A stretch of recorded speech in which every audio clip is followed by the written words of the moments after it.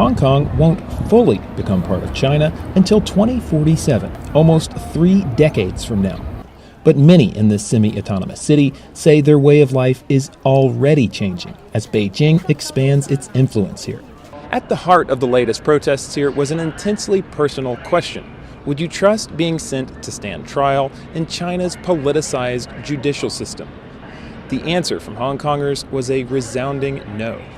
An estimated 2 million people attended the latest protest against the government's extradition proposal.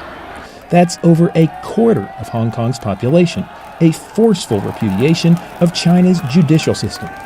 Though the government paused the bill, Hong Kong's future remains uncertain.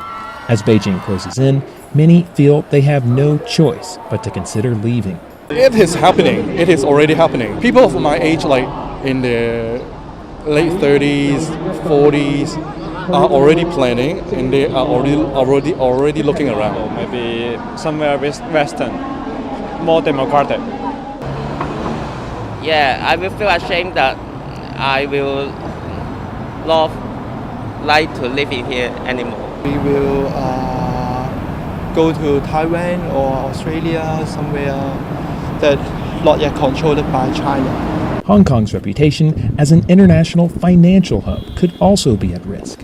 One of the reasons why people like using Hong Kong as an Asia base is that on the one hand they can get access to the China market, but on the other hand it's a separate legal system with greater protections of the rule of law and greater protections for private property and the like.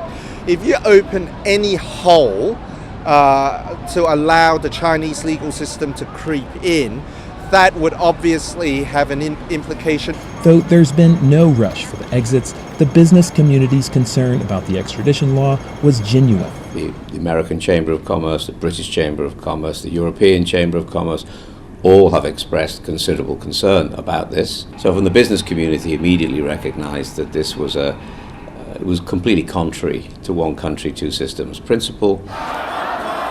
Since Hong Kong lacks fully democratic institutions, one of the only ways people here can push back is through protest. And at this point, the protests only keep getting bigger. Bill Gallo, VOA News, Hong Kong.